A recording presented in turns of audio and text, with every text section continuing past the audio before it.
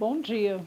Então vamos aqui para o segundo momento da nossa aula e vamos falar agora um pouco sobre um dos poetas, dos escritores mais lidos, mais estudados, digamos assim, no meu composer, ele é um dos meus favoritos, Oswald de Andrade.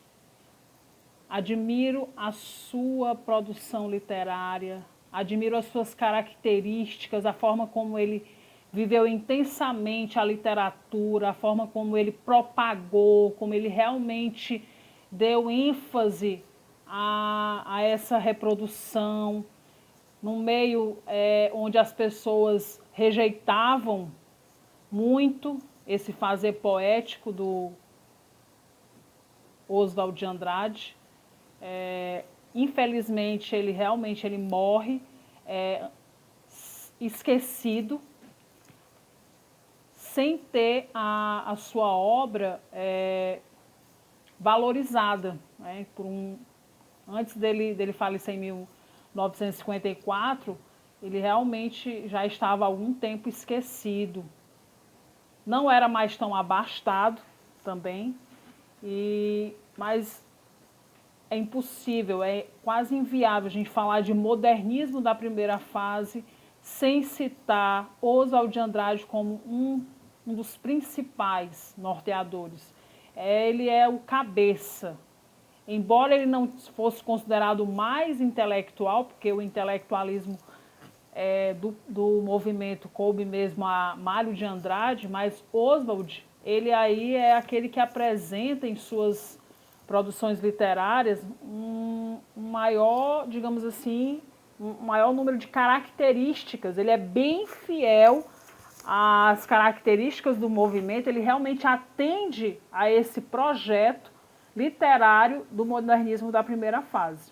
E eu gostaria de fazer uma correção, gente, sobre os versos que eu li no outro vídeo sobre as características do modernismo.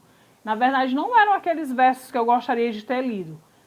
É o início do poema chamado Poética, de Manuel Bandeira, que retrata muito bem o projeto literário do modernismo da primeira fase, diz o seguinte: estou farto do lirismo comedido, do lirismo bem comportado, do lirismo funcionário público com livro de ponto expediente, protocolo e manifestações de apreço ao senhor diretor. Estou farto do lirismo que para e vai averiguar no dicionário o cunho vernáculo de um vocábulo. Abaixo os puristas. Todas as palavras, sobretudo os barbarismos universais, todas as construções, sobretudo as sintaxe de exceção, todos os ritmos, sobretudo os inumeráveis. Estou farto do lirismo namorador, político, raquítico. Então, esses são os versos que iniciam o poema Poética do Manuel Bandeira. E como eu falei no vídeo anterior, ele retrata muito bem, ele resume muito bem a proposta, o projeto literário do modernismo na primeira fase. Então, voltando aqui um pouco para o Oswald de Andrade, vamos ter aqui um poeta, um cronista, um romancista, um dramaturgo, um ensaísta, um contista. A sua produção literária, a sua escrita, ela é bem versátil, ela é bem produtiva, é bem aflorada. Então, ele é um experimentalista, ele é o polêmico, ele é o irônico, ele é o debochado, ele é o sarcástico, ele é o crítico, é aquele que brinca mesmo com a sua realidade, é aquele que retrata de forma bem real, né? Sem idealizações, sem era uma vez, mas com com muita dignidade, com muita realidade, com muita transparência. ele também traz à tona alguns personagens ainda não vistos daquela forma, ainda não retratados na literatura brasileira, né? Dentre eles o índio, só que ele traz não daquela forma como a gente estudou o índio lá no romantismo, né? Mas como realmente um representante da identidade nacional, né? Como realmente um elemento da cultura brasileira, tá?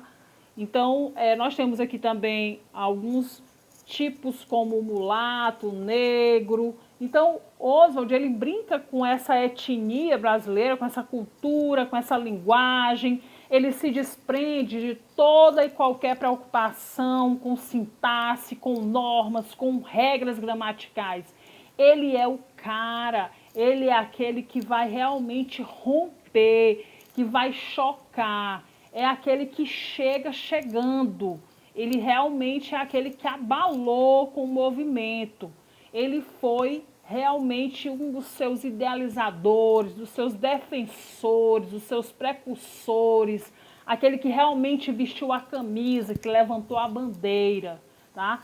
De forma irônica, de forma engraçada, de forma debochada, fazendo muitos amigos, também muitos inimigos, sendo aclamado, rejeitado, vaiado. Então, Oswald, ele é um dos principais representantes, não só do modernismo da primeira fase, mas eu diria da literatura. Então, é impossível estudar literatura e não despertar um olhar mais prazeroso para o Oswald de Andrade, porque ele realmente, ele cativa, ele chama a atenção do leitor. Tem uma frase, uma citação do Oswald de Andrade, que ele disse um pouco antes de morrer e que quem estuda literatura percebe que aquilo realmente se cumpriu. Então ele diz o seguinte: a massa comerá do biscoito fino que eu fabrico. Lá no concretismo, nos idos de 1960, nós vamos posteriormente estudar o concretismo e vamos ver realmente essa massa que come esse biscoito fino fabricado pelo Oswald de Andrade, aqui bem no início do modernismo, ainda na sua primeira fase.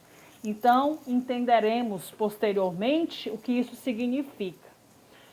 O Oswald de Andrade também, ele é o Clown da burguesia. Gente, para quem não sabe, Clown é o Clown dos shakespearianos, são os palhaços, tá? Os engraçados mesmo.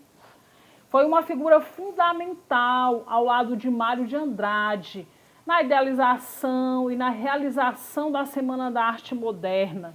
Ele usava também muito o coloquialismo, o abrasileiramento, a valorização da cultura, da identidade nacional, dos neologismos. Nós veremos algumas palavras inventadas, algumas palavras novas nesse composer, nessa produção literária do Oswald de Andrade.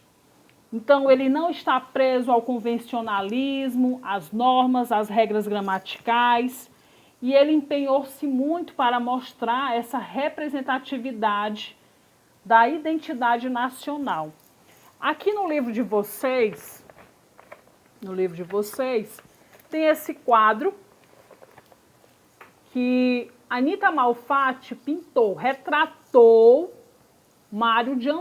Oswald de Andrade. Então, ela o presenteou com esse retrato.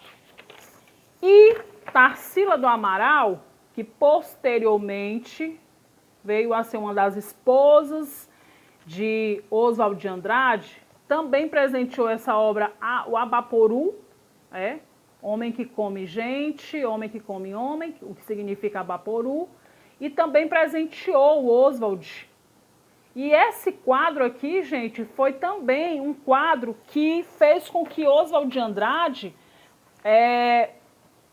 fundasse aí o movimento antropófago e também a revista da antropofagia.